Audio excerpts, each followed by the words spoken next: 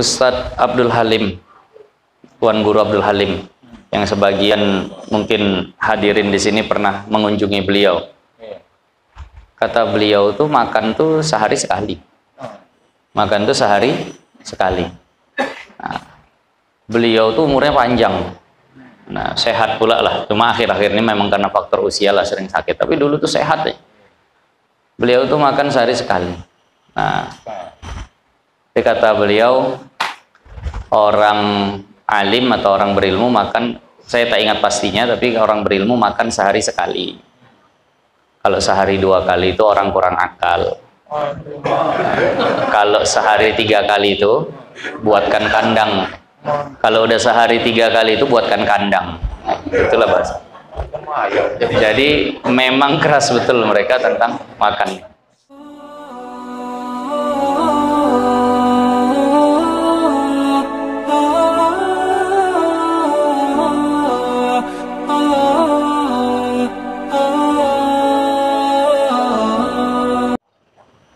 Assalamualaikum warahmatullahi wabarakatuh. Bismillahirrahmanirrahim. Bimardatillahi subhanahu wa ta'ala wa hidayatihi wa inayatihi wa taufiqihi wa ila hadratin nabiyyil mustafa Muhammad wa ala alihi wa sahbihi ajma'in li jami'i masyayikhina wa liwalidina wa khususan muallifi hadal kitab al-Fatihah. A'udzu billahi minasyaitonir rajim. Bismillahirrahmanirrahim. Alhamdulillahi rabbil alamin arrahmanir rahim maliki yaumiddin. Iyyaka na'budu wa iyyaka nasta'in. Ihdinas siratal mustaqim. Siratal ladzina an'amta 'alaihim ghairil maghdubi 'alaihim waladdallin. Amin. Alhamdulillahi rabbil alamin. Wassalatu wassalamu ala asyrafil anbiya'i wal mursalin. Sayyidina wa maulana Muhammadin wa ala alihi wa sahbihi ajma'in. Amma ba'du, rabbi yassir wa la tu'assir, rabbi tammim bi khair. Qala al-muallif rahimahullahu ta'ala wa nafa'ana Allahu bihi wa bi barakati ulumihi fid dharain. Amin. Insyaallah kita akan mulai dengan kitab Jauharul Mauhub halaman 4 dan lagi sabda Nabi sallallahu alaihi wasallam. Itu dan lagi sabda Nabi sallallahu alaihi wasallam, aqrabukum minni yaumal qiyamati aktsarukum ju'an wa tafakkuran. Artinya yang terlebih hampir kamu daripadaku, orang yang paling dekat di antara kalian kepadaku, kata baginda Nabi, pada hari kiamat, orang yang terlebih banyak kamu lapar dan berfikir. Kata Rasulullah, orang yang paling dekat dengan beliau adalah orang yang paling sering lapar dan yang sering berfikir.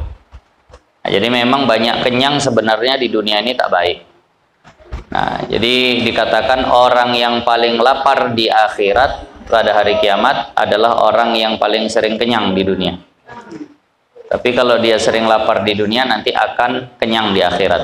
Nah, jadi memang makan ini sebenarnya bukan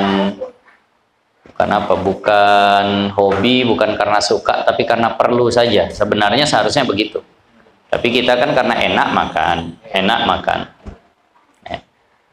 Dan selalu saya katakan, saya belum dapat riwayat yang mengatakan makan sehari semalam itu 3 kali, belum.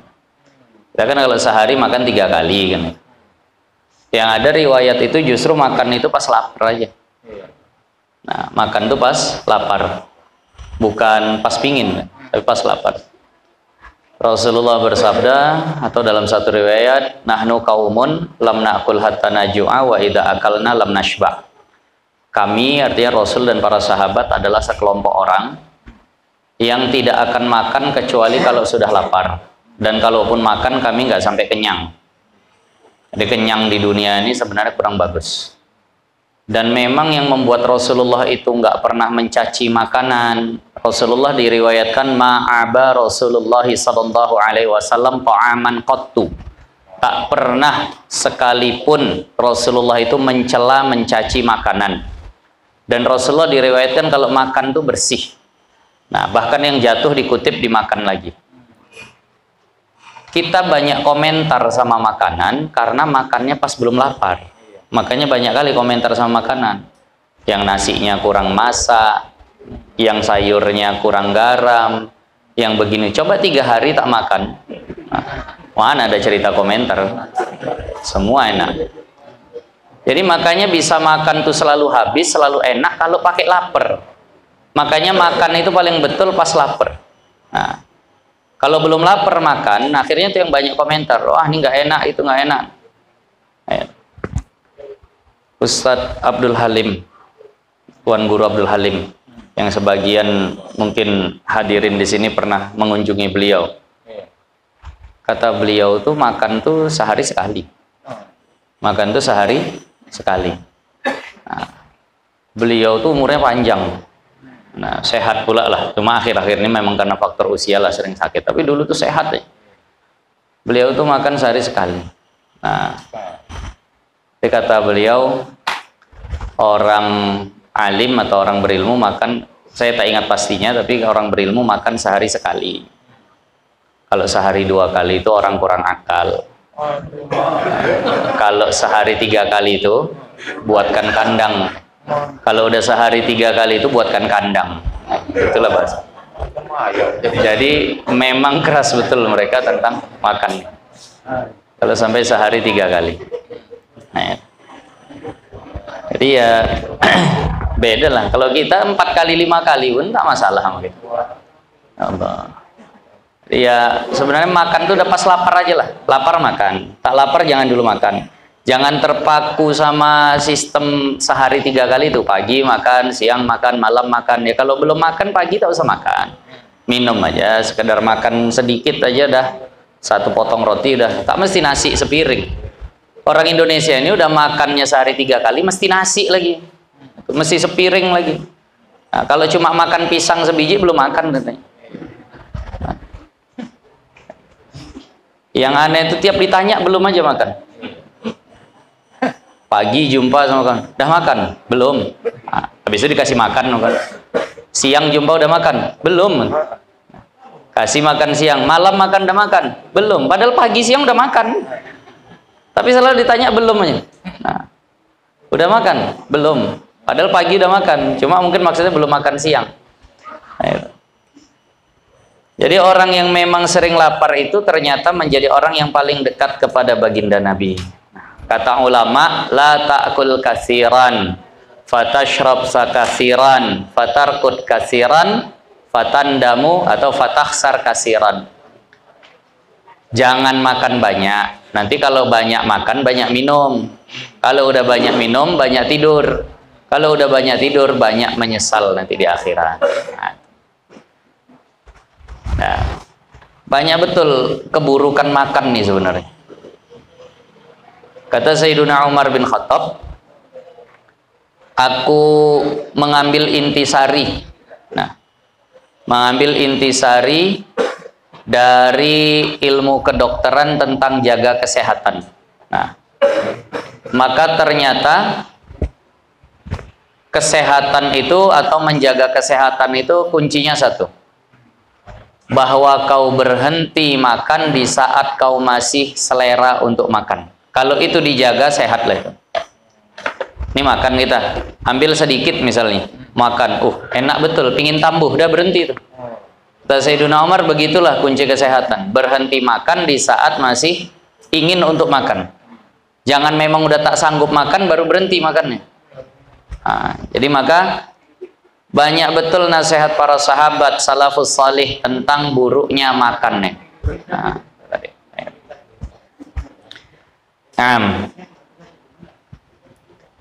Dan pada satu riwayat, ini juga dan berpikir tadi ya, dan banyak berpikir. Nanti akan dijabarkan tentang berpikir.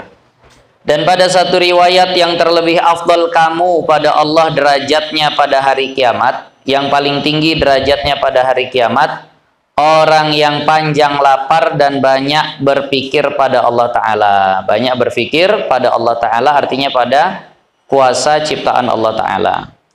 Kata Miqdad bin Aswad. Nah, kata Sayyiduna Miqdad bin Aswad, ini seorang sahabat. Masuk aku atas Abi Hurairah. Aku datang kepada Sayyiduna Abu Hurairah, sahabat nomor 1 yang paling banyak meriwayatkan hadis. Saya dulu udah pernah ngasih tahu nama asli Abu Hurairah. Masih ingat Pak Isa? Abdurrahman bin Sakhar. Abdurrahman bin Sakhar. Abu Hurairah itu julukan. Abu itu ayah, Hurairah itu kucing kecil. Karena dulu kemana-mana sering bawa kucing. Jadi disebut ayahnya kucing kecil, Abu Hurairah. Nah, nama aslinya Sayyiduna Abdurrahman bin Sakhar. Beliau adalah sahabat nomor 1 yang paling banyak meriwayatkan hadis baginda Nabi. Nah, jadi Sayyiduna Miqdad bin Aswad menjumpai Sayyiduna Abu Hurairah radhiyallahu taala anhuma. Maka mendengar aku akan dia. Maka ku dengar Sayyiduna Abu Hurairah itu berkata, berkata Sayyidina Nabi sallallahu alaihi wasallam, berkata sabda Nabi sallallahu alaihi wasallam. Beliau berkata bahwasannya Rasulullah bersabda, berpikir 1 saat itu terlebih afdal daripada ibadah setahun. Bertafakkur sesaat, 1 jam, itu lebih afdal daripada ibadah setahun.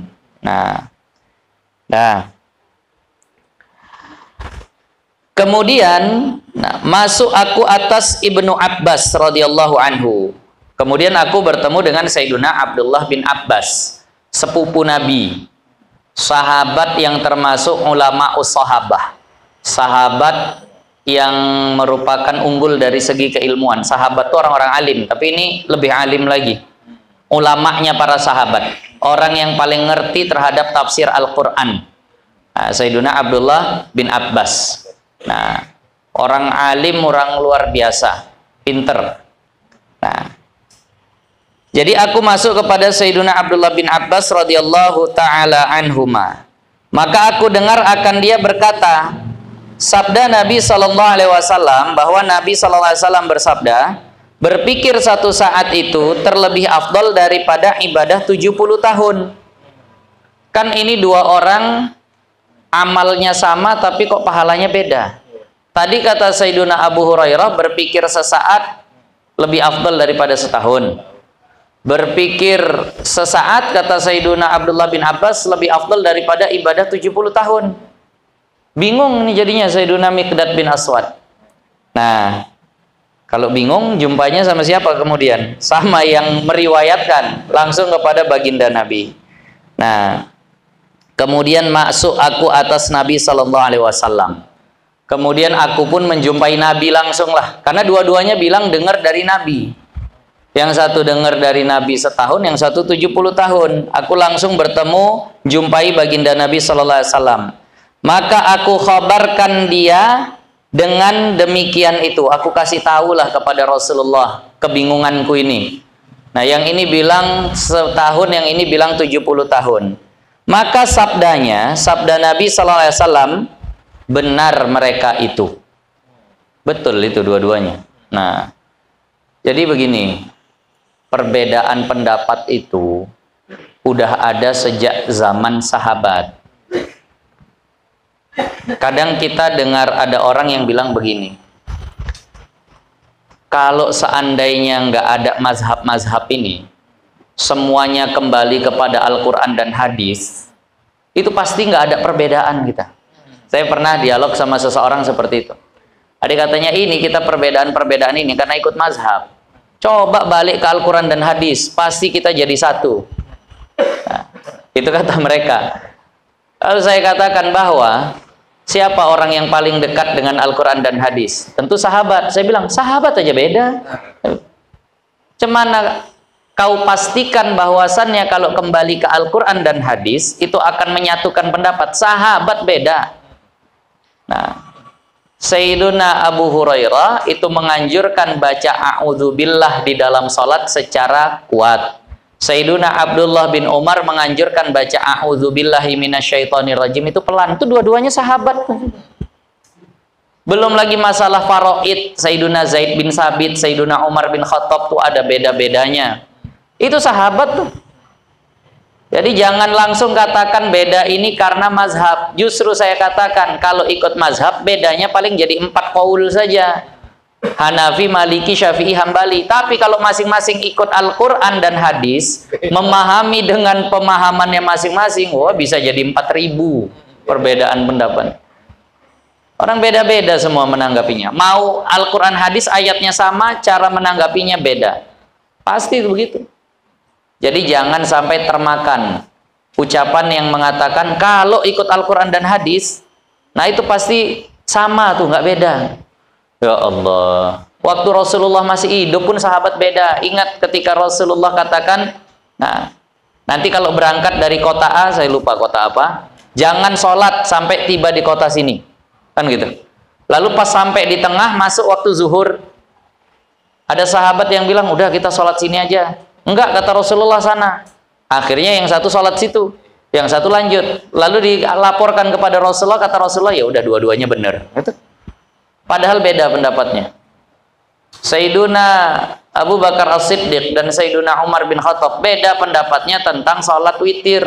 Sayyiduna Umar sholatnya tengah malam, Sayyiduna Abu Bakar sholatnya sebelum tidur. Maka kata Rasulullah, benar dua-duanya. Kan enak begitu kalau ikut Rasul. Ada yang beda, ya udah dua-duanya benar. Nah, ini katanya ngaku ikut Rasul, ada orang beda, oh salah nih. Yang benar cuma satu ini. Kita kan tidak. Kalau ditanya, mazhab Hanafi benar atau salah? Benar, cuma kita tak pegang yang itu, kan gitu. Nah, mazhab Maliki benar, semuanya yang 4 itu ahlus sunnah wal jamaah. Nah, cuma kita pegang yang mazhab Syafi'i. Nah, ini memang orang-orang yang selalu merasa pendapatnya paling benar, itu yang bikin recok di masyarakat. Nah, walaupun ya kita nggak boleh langsung pakai semua. Yang salah tuh begini.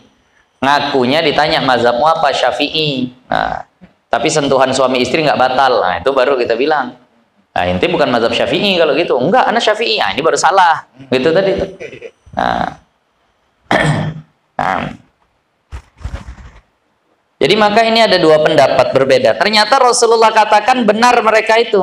Nah, ini mohon maaf mungkin malam ini kita akan banyakkan kitab Jauharul Mauhub. Karena kitab Matla'ul Badrinnya masuk ke pembahasan yang memusingkan kepala tapi tak teramalkan. Nah, masalah nikahnya budak ini itu segala macam. Nanti insya Allah kita baca sardan. Istilahnya baca saja dulu begitu. Karena kalau dijelaskan pun akan sulit paham dan amalnya udah tak ada lagi tentang perbudakan. Nah, seru olehmu akan mereka itu bagiku. Maka kata Rasulullah, kalau gitu panggil dua-duanya kemari. Panggil Sayyiduna Abu Hurairah, panggil juga Sayyiduna Abdullah bin Abbas. Panggil dua-duanya kemari. Maka aku serukan mereka itu. Maka aku serukan, ku panggil dua-duanya menghadap baginda Nabi. Maka bertanya Nabi SAW akan Abu Hurairah. Maka Rasulullah bertanya kepada Sayyiduna Abu Hurairah. Daripada pikirnya, kata Rasulullah, apa yang kau maksud pikir itu lebih baik daripada ibadah setahun? Pikir apa itu? Pikir tentang apa? Maka sembah ia. Maka Sayyiduna Abu Hurairah itu menjawab, fikirku pada kejadian 7 petala langit dan bumi. Aku memikirkan ciptaan Allah yang ada di 7 lapis langit dan di bumi. Itulah yang aku pikirkan, tafakkur. Dan tafakkur ini udah pernah kita sampaikan adalah ibadahnya Nabi Muhammad sebelum datang perintah sholat. Nah, kan sering dipertanyakan, perintah sholat itu datangnya ketika Isra wal Mi'raj. Isra wal Mi'raj itu kejadiannya 12 tahun setelah Rasulullah jadi Nabi. Lah sebelumnya Rasulullah ngapai? Belum datang perintah sholat. Ada sholat malam.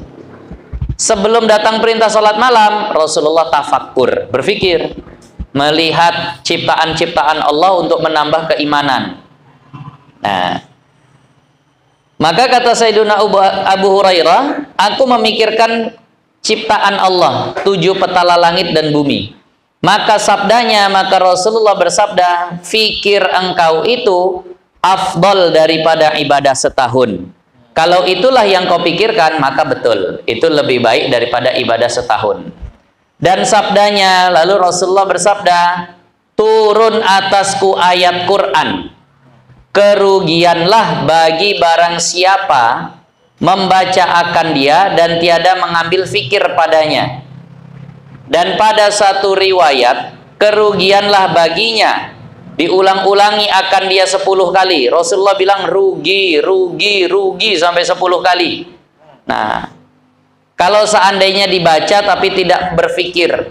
Nah, dan yaitu ayat inna fi khalqis samawati wal ard wa ikhtilafil laili wan nahar la ayatin liulil albab. Artinya bahwasannya pada menjadikan 7 petala langit dan bumi dan bersalah-salahan itu bertukar-tukar siang dan malam, itu beberapa tanda yakni atas kamal kudrah Allah Ta'ala bagi orang yang mempunyai akal, yakni tiada dijadikan dia sia-sia juga. Jadi kalau ada orang yang baca ini tapi nggak bertafakur, tuh langit tak pakai tiang tak runtuh, bumi tak pakai gantungan tak jatuh, bisa Allah ciptakan seperti itu kuasa, berarti memang tak diragukan lagi. Allah itu maha kuasa, maha segala-galanya. Makin tertambat iman di dalam hati, kan gitu. Nah, jadi diambil pikiran yang seperti itu. Nah,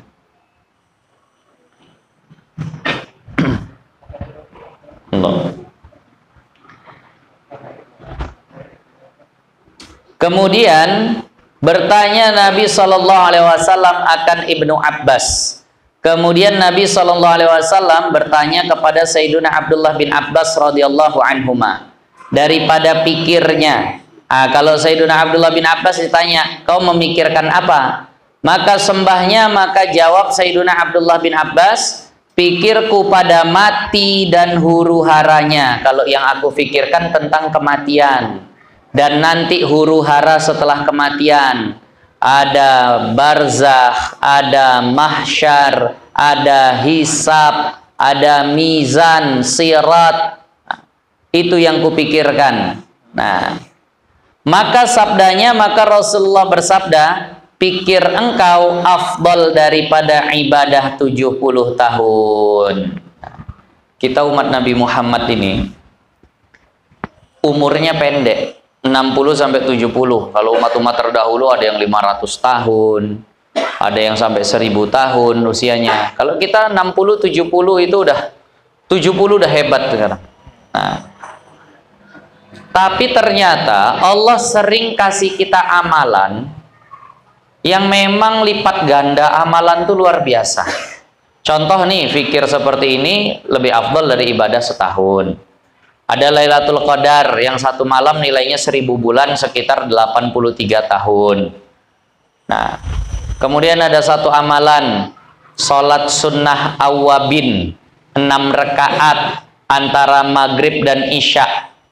Itu kalau diamalkan pahalanya kayak ibadah 12 tahun. Nah, itu Syekhuna Syekh Nuruddin tidak tinggalkan itu. Habis maghrib 6 rakaat ke isya. Nah, itu tadi sholat sunnah awwabin. Hadisnya riwayat Imam Tirmizi. Itu seperti ibadah, pahalanya seperti ibadah 12 tahun. 6 rakaat tak lama bisa. Kalaupun mau sekedar mendapatkan fadilahnya, nggak usah baca surah pun nggak apa-apa lah. Kalau memang males lah gitu, memang agak males. Jadi habis waladhdallin amin ruku. Nah, ruku pun sekedar tumakninah biar terkejar lah tadi itu. Nah, jadi maka kalau seandainya itu diamalkan, per hari kita ibadah kayak 12 tahun tuh jadinya. Nah, per hari ibadahnya seperti 12 tahun. Nah, coba diamalkan. Kalau guru kami mengajarkan karena salat sunnah awwabin ini bisa digabung dengan salat lain. Jadi habis maghrib ba'diyahnya 2 rakaat, niatnya 2, sengaja aku salat sunnah ba'diyah maghrib 2 rakaat dan awwabin, dapat dah 2 rakaat. Nah, bangkit lagi beliau biasanya salat sunnah hajat digabung dengan awwabinnya. Baru bangkit sekali lagi salat sunnah awwabinnya 2 rakaat, dapat 6 rakaat. Maka itu insya Allah nilainya seperti 12 tahun. Kalau bayar pada tubuh ya nama-nama itu? Kalau seandainya qadha subuh 6-6-nya insya Allah bisa juga digabung karena memang awabin itu bukan maksudah. Nah, jadi silahkan dilaksanakan sholat sunnah awabin ini. Nah, Bu, daripada bingung ngapai ibadah segala macam, sholat aja lah. Males berdiri duduk, tapi kalau duduk 6 tahun lah. Iya. Karena separuh. Nah, sholat sunnah itu pahalanya separuh. 6 tahun pun jadi. Nah, timbang tidak sama sekali. Nah, fair. Jadi Allah kasih yang seperti ini kepada umat Nabi Muhammad. Jadi umurnya pendek tapi amalannya bisa ngalahin umat-umat terdahulu. 10 hari saja kita buat 120 tahun. Nah, kalau 100 hari dibuat udah 1200 tahun. Ada tadi. Nah, jadi makanya kalau diamalkan luar biasa. Udah lebih-lebih. Nah, nah, makanya wajar kalau kata Rasulullah itu banyaklah umatnya yang memang masuk surga. Rasulullah dikasih pertama, ini hadis dalam kitab Jami' Shaghir. Kata Rasulullah, aku diberikan kegembiraan dengan dikatakan oleh Allah ada 70.000 umatku yang masuk surga tanpa hisab. 70.000 masuk surga tanpa hisab. Banyak tuh ya 70.000. Tapi kalau dibandingkan dari orang dulu dikit. Nah, entah kebagian entah tidak kita kalau 70.000 jamaah Kuala Tanjung nih. Akhirnya kata Rasulullah, aku minta ya Allah tambahlah ya Allah. 70.000 kayaknya sedikit. Aku minta tambah ya Allah. Maka ditambah Allah per satu orang dari 70.000 tadi itu membawa 70.000 orang lainnya. Berarti 70.000 kali 70.000. Yang cepat matematikanya Pak, berapa coba? 70.000 kali 70.000.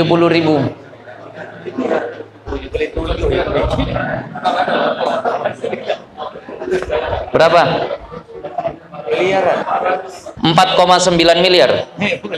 4 miliar 900 juta orang yang masuk surga tanpa hisab. Ah, kayaknya bisalah dapat.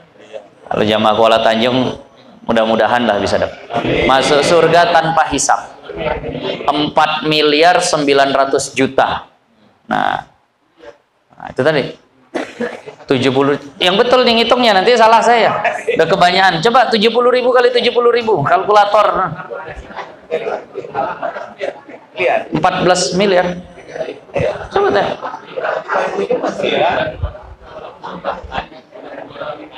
Kali 70.000 kali 70.000. R.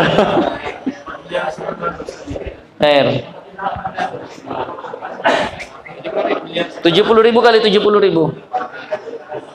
4 miliar 900 juta, betul ya? Nah, itulah berarti yang masuk surga tanpa hisab. Nah, tak pakai ditanya-tanya, tak pakai sidang-sidang, langsung. Nah, kita sedikit ini kalau dibandingkan tuh. Hampir 5M. Disebutkan takdir harapan banyak. Tak ada disebutkan. Pokoknya umat Nabi Muhammad. Nah, jadi itu tadi. Kalau kata orang Wahabi, mereka yang dapat seperti itu. Tapi kayaknya jamaah mereka tak sampai segitu. Berarti siapa lagi selebihnya kan gitu. Jadi makanya jangan kita vonis udah jamaah kita saja. Ternyata kan tak sampai segitu orang yang alirannya seperti itu. Nah, 4 miliar 900 juta. Tadi janganlah saling salahkan. Sikit kali pula nanti yang masuk surga. Kalau seandainya cuma satu kelompok saja yang masuk surga. Kita pingin semua masuk surga dan pingin masuk hisab. Makanya berdoa. Nah, wa adkhilnal jannata bighairi hisab. Ya Allah, masukkan kami ke surga tanpa hisab, walaupun dari gaya-gayanya tak layak. Tapi memandang rahmat Allah tak tertutup kemungkinan. Nah, tadi. Karena begitu banyak Allah kasih pahala berlipat-lipat. Ini satu kali berpikir 70 tahun pahalanya. Lanjut sedikit lagi.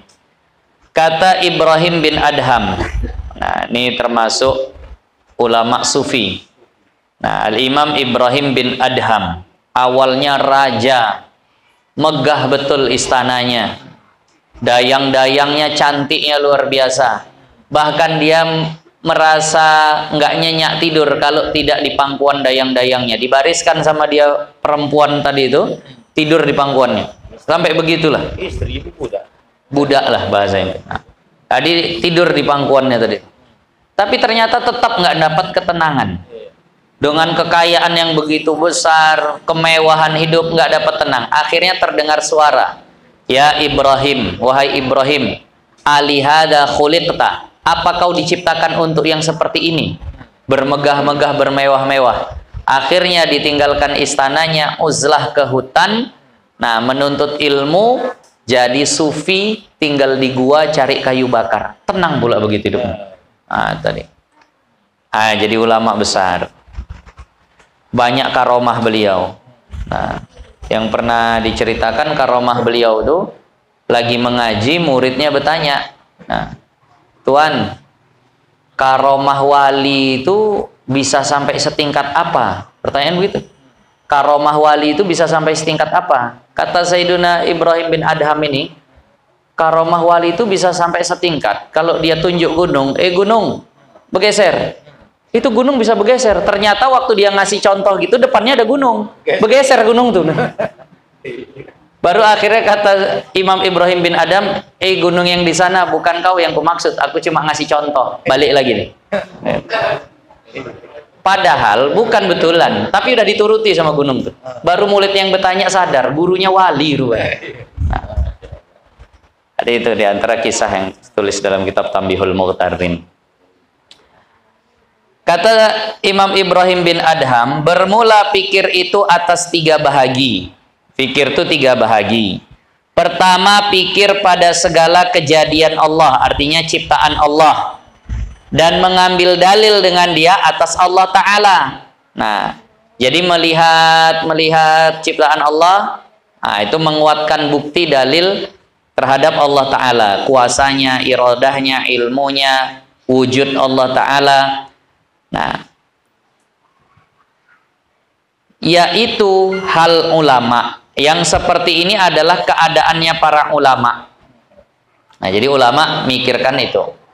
Dan kedua, pikir pada segala yang halus-halus dan yang indah-indah daripada segala kejadian Allah. Nah, kemudian memikirkan yang lebih dalam lagi daripada ciptaan-ciptaan Allah itu tadi. Nah, yang halus-halus ialah yang dakik-dakik istilahnya, yang rinci-rinci, dan yang indah-indah daripada segala kejadian Allah Ta'ala. Perhatikan, fisik kita bagus betul, ada telinga kanan kiri 2, ada hidung, nah lubangnya menghadap ke bawah tak pula ke atas, nah lidah bisa bercakap, ini itu. Akhirnya dengan memikirkan yang halus-halus seperti itu menimbulkan apa? Nah, dan kelebihan segala nikmatnya, dan yaitu asal syukur. Nah, kalau begitu cara memikirkannya, ini adalah asal kita untuk bersyukur bagi Allah Ta'ala. Nah, kayak kata sebagian ulama, seandainya tak dapat pahala dan tak dapat surga lagi, dengan apa yang sudah Allah berikan ke kita, udah layak kita ibadah sama Allah itu. Tak usah pahala pakai surga, tak usah pahala pakai pahala pun. Lihatlah tangan kita, kaki kita, wajah kita, mata kita, telinga kita, itu siapa yang kasih? Allah. Kalaupun Allah tak kasih surga lagi, Allah suruh kita sholat, dah layak kali kita sholat. Tapi kan luar biasanya pemurahnya Allah, udah dikasih nikmat begitu, waktu sholat ditambahi lagi kan itu. Nah, jadi kalau kita perhatikan itu, tak pun pakai surga, seharusnya ya bahasa kita udah tahu diri lah. Udah banyak kali yang Allah kasih, masa kita disuruh sholat aja tak mau? Padahal sebelah mata itu kalau dihargakan, harganya 500 tahun ibadah. Sebelah mata aja 500 tahun ibadah. Tapi Allah kasih mata 2, telinga lengkap, lidah, hidung tuh berapa tahun tuh ibadah. Nah, jadi makanya semua ini rahmat. Makanya tak bisa kita katakan kita masuk surga itu dengan amal kita, nggak bisa. Kita masuk surga itu dengan rahmat Allah. Konsep masuk surga dengan rahmat Allah itu tadi itu. Karena ibadah kita nggak akan cukup untuk beli surga. Ini pendekatan pahamnya lah yang sering saya contohkan. Ada anak kecil. Nah, anak kecil umur 6 tahun, umur 7 tahun. Jualan kerupuk. Keliling dia jual kerupuk. Panas-panas, tak bersendal, kecapean dia. Lalu jumpalah sama kita. Kita tanya, kasihan kita, berapa harga kerupuknya? 1.000 katanya. Kita punya duit 50.000. Sini, nah dikasih 50.000. Lalu dia sibuk cari kembalian, kita bilang udah tak usah. Nah, pindah lagi sama orang lain, dikasih 10.000, tak dibalikkan. Memang orang mau ngasih saja. Lalu dia katakan sama kawan-kawannya, tengok duitku banyak, hari ini dapatku 1 juta. Gara-gara apa? Gara-gara jual kerupuk. Betul nggak gara-gara jual kerupuk? Gara-gara apa? Kasihan orang nengok dia. Dia bilang pula dia dapat duit 1 juta itu gara-gara dia jual kerupuk. Kita yang dengar, wah bukan gara-gara jual kerupuk, aku kasihan nengok kau. Kalau kerupukmu 1.000-nya itu harganya.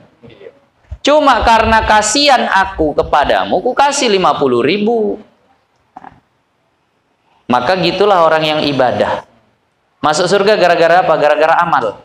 Kata Allah, amalmu itu tak bisa beli surga. Cuma karena kasihan aku, ku bayar pakai surga. Itulah maksudnya masuk surga itu karena rahmat. Jadi dia dapat 50.000 itu bukan gara-gara jual kerupuknya, gara-gara kasihan kita nengok dia. Nah. Tapi bisa nggak timbul kasihan kita kepada anak tuh kalau dia cuma duduk-duduk main-main di teras rumahnya aja? Tidak. Kapan munculnya kasihan kita sama anak tuh? Setelah dia berjuang, berusaha, kan? Paham maksudnya? Amalnya perlu nggak berarti? Untuk mengundang rahmat tadi itu. Anak itu tak akan kita kasih 50.000 kalau dia cuma main-main saja kerjanya. Nah, ini paham maksudnya? Itulah konsep masuk surga dengan rahmat Allah. Orang masuk surga dengan rahmat Allah untuk apa? Aku beramal. Amalmu lah yang menjadi sebab, kan itu bahasanya. Sebab datangnya rahmat. Kita tengok Allah, ini orang udah tua, masih mau ruku, sujud. Tak ada nilainya sebenarnya ruku sujud ini, tapi adalah ku bayar pakai surga. Kenapa? Karena kasihan, rahmat Allah. Itu maksudnya. Jadi jangan belagak kita masuk surga itu karena amal. Tak laku. 500 tahun cuma bisa beli sebiji bola mata. Itulah nilai amal kita.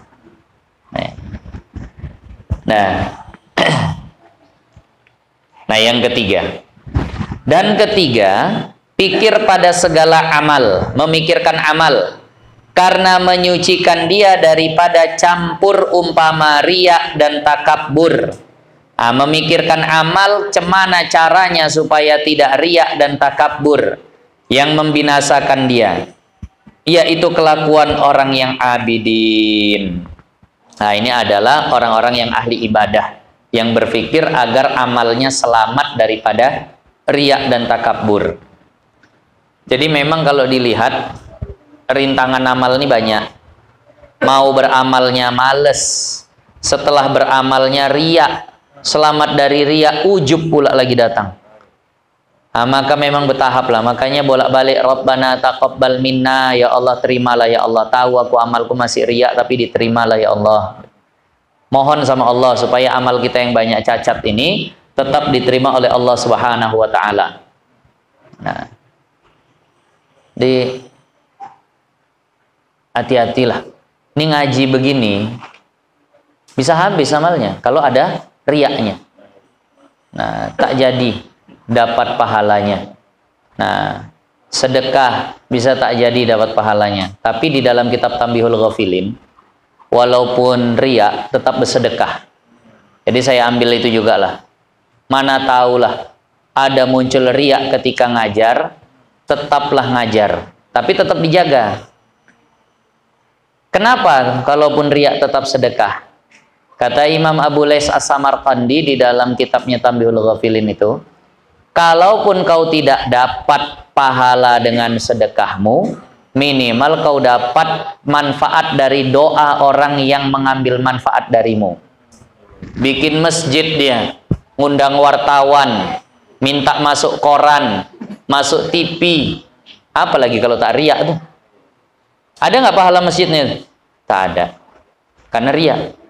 Tapi begitu ada orang sholat ke masjid tuh, senang kali dia, ya Allah, mudahlah kami jadi ibadah. Panjangkanlah umur bapak tuh yang bikin masjidnya. Ada apa dari situ gitu? Mengajar pun begitu. Kadang riak, udahlah tak usah ngajar, udahlah ngajar aja. Nah, entahnya riak tapi ada jamaah yang mendapatkan manfaat, untunglah aku mengaji sama Pak Isa. Padahal Pak Isa udah riak misalnya nih. Tapi akhirnya jamaah tuh mendoakan, ya Allah panjangkanlah umur Pak Isa, mudahkanlah urusannya dunia akhirat. Walaupun tak dapat faidah dari amal kita tadi itu, minimal dapat faidah dari doa orang-orang yang merasa tertolong dengan amal kita yang masih riak tadi itu.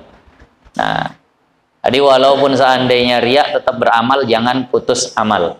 Tapi tetap dijaga amal tuh supaya tidak riak. Nah, tadi ini zamannya zaman riak. Zaman sosial media itu zaman ria.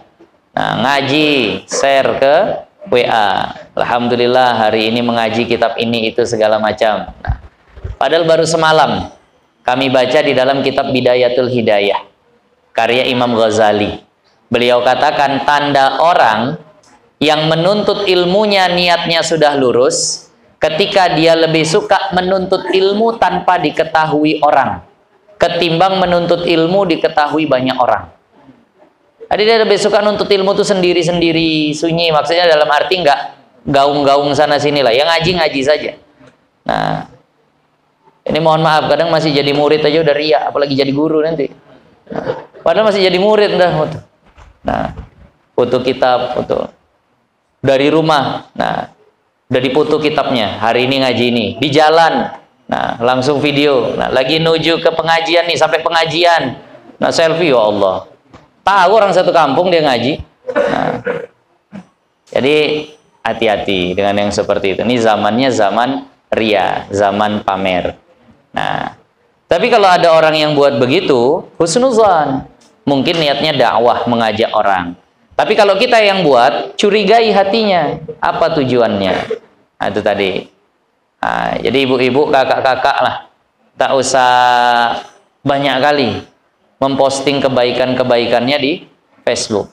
Karena isi Facebook kita itu semua kebaikan kita, sama keburukan orang lah sedikit. Nah, itulah biasanya isi Facebook itu. Bagi kebaikan kita sama keburukan orang. Ya Allah. Hati-hati, jangan sampai rusak dengan sebab riya ini. Nah, akan datang nanti kata Fudail rahimahullah.